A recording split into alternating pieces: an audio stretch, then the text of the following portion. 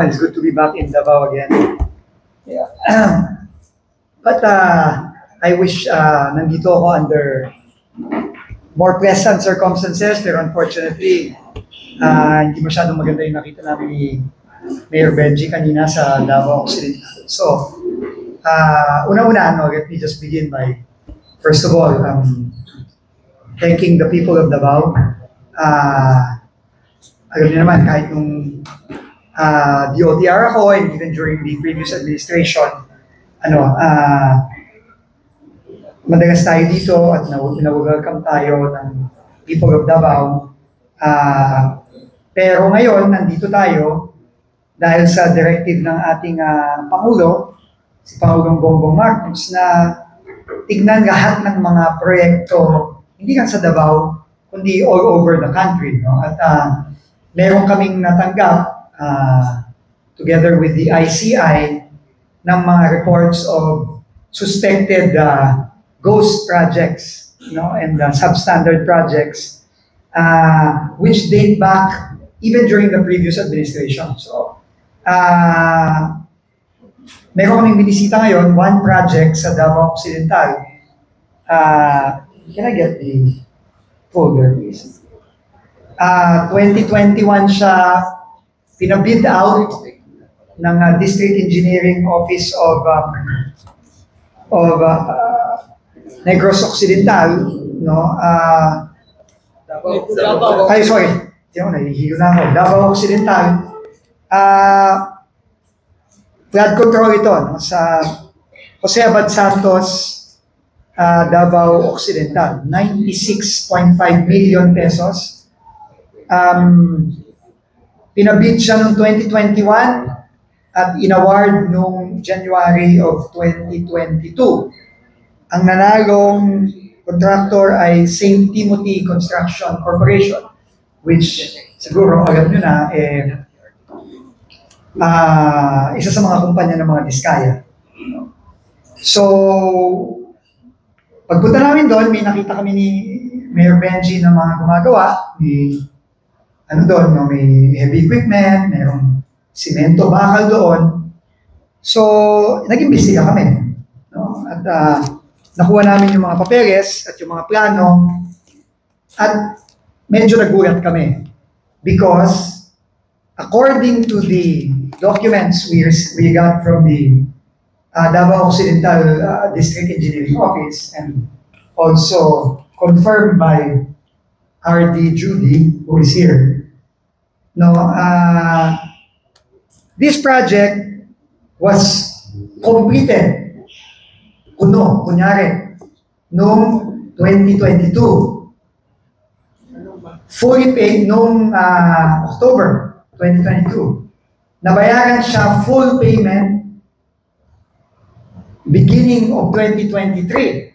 No? So, ulitin ko tumawid ito. No? From 2021, binid, 2022, na-award early 2022, nag-move sa bagong administrasyon at binayaran, no, ng District Engineering Office, si District Engineer Larete ng Davao Occidental in full, 96.5 million pesos. Including lahat na, yung retention, everything. Basta bayad lahat.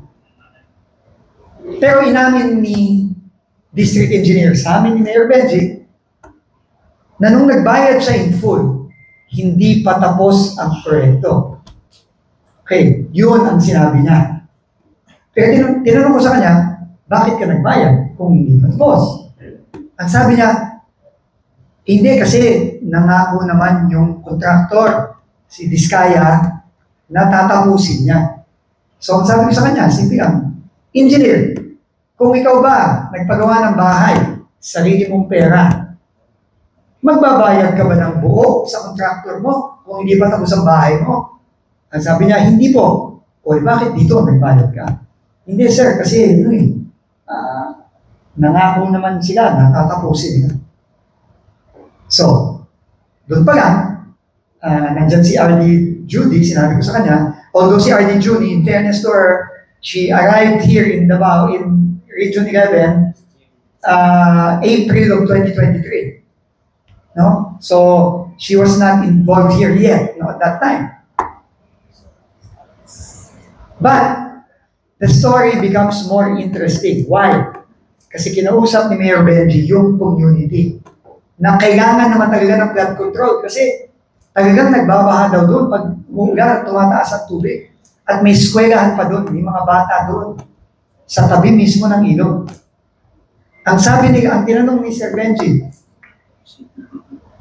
meron na bang nag-construct dito noong 2022 or early 2022, January, nung na-award ito, or February 2022? Ang sagot sa kanya ng kapitan at ng mga ibang tao doon sa community, Sir, wala po. Wala. Sabi namin, kailan nagsimula itong ginagawa to? Sagot sa amin, Sir, last month lang po. Last month lang po nagsimula. Again, 2021, binid, 2022, in-award, dapat nagsimula, pero sabi ng community, wala. Nagbayad. Sinabi ni RD, meron nang nagawa, Sir, ito. Pinakita niya sa amin, you see the pictures in the video. Ito po, kaya lang po, may kwento pa siya na, Sir, nasira po kasi. Nung umulan, nasira. Kinonfirm ito ni RD Judy. Di ba, RD Judy, yun ang report sa'yo. Nung DE, na may nasira daw. Pero ang sabi ng community, walang gumawa doon in early 2022 hanggang ngayon, and nagkaroon lang ng construction doon last month. At yung barangay captain, nagpakita sa amin ng picture last month, yung exact area kung saan kami nag-inspection ni Mayor Benji, wala nang kahit ano doon last month. So, anong ibig sabihin ito? Ghost project. Sinabi ko na kay RD, may ghost projects sa region mo. Again, I won't be surprised if this is not the only one here. Ito ang eksaktong nakita namin sa Bulacan at sa iba pang area. So, hindi lang to sa Luzon, hindi lang to 2023, 24, 2021, 2022 ito. Yung kahapon, pumunta kami ng Maynila, 2018 din yun. Yun naman, meron ngang nagawa, hindi naman gumagana. So, this is really, to me, kaya talaga, galit na galit ako kanina Pasensya na sa inyo. Narinig nyo siguro ako nagmura doon kanina. Kasi, sino ba naman ang hindi magagalit? 100 million pesos, almost 100 million pesos ang pinag-usapan natin dito. Sabi ko kay RD, hindi to 1 million, 5 million, 10 million. 100 million to halos. Tapos wala, nothing. So hindi pa pwede to. So sinabi ko na doon sa DE. DE, naintindihan mo naman dahil sa mga sinasabi mo ngayon. At sa nakuha naming ebidensya dito. Makukulong ka. Kulong. Sigurado, 100% kulong.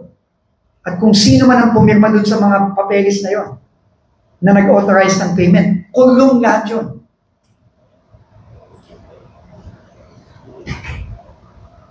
Tapos, sasabihin sa akin, pag nagtatanong ako, bakit hindi na monitor ito? Sir, kasi ang dami masyadong project. Hindi namin kaya monitor. That is unacceptable to me. And talagang kailangan magbago dito. So, tomorrow, mag-i-issue na ako ng show cause at suspension ng buong District Engineering Office halos ng Davao Occidental. And I will also have to issue a show cause. Unfortunately, kahit na wala si RD, nung time na yon, I will have to issue a show cause on the region for command responsibility dahil hindi naman pwedeng hindi na mo monitor yan. Remember, almost 100 million ang pinag-usapan natin dito. So, it is clear na yung suspension namin ni Sir Benji at ng ICI na hindi lang to sa Luzon, all over, At this will go back to previous administrations. Kaya nga sa EO creating the ICI, 10 years ang babalikan ng ICI dito. Kasi hindi pa ito, unacceptable ito. And let me just end before I pass it on to Mayor Benji. I'm telling all the people in DPWH now, in all districts, kung merong ganito sa inyo, huwag nyo nang hintayin, pumunta pa ako dyan. Magkusa na kayo, come forward, present it to me now already. Don't wait, because we will find them. And then when we find them, kung ano yung nangyari kay Garrete, at kung sino-sino pang mga DE na kay Hernandez, kay Alcantara, at sa iba pa, sa La Union, sa Mindoro, kung saan pa kami nakapunta, nakita namin ito. Ganon din ang mangyayari sa inyo. Wala akong pakialam kung maubos lahat ng district engineer sa buong Pilipinas.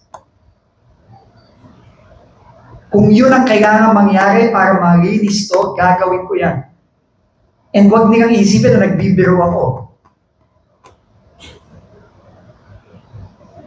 Pati regional director, yun din ang sinasabi ko sa inyo. Magsabi na kayo ngayon. Kasi dun din tayo pupunta. Wala na akong pakialam kahit maubos lahat to mga to. Hindi pa pwede yan. Hindi barya-barya ang pinag-uusapan natin dito. Threshold for plunder is 50 million. This project alone is almost times 2 in one district engineering office.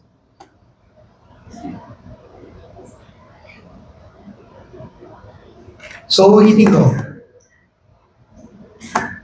Kung akala nyo nagbibiro ako, kung akala nyo nagbibiro ang ICI, kung akala nyo nagbibiro ang presidente, nagkakamali kayo dyan.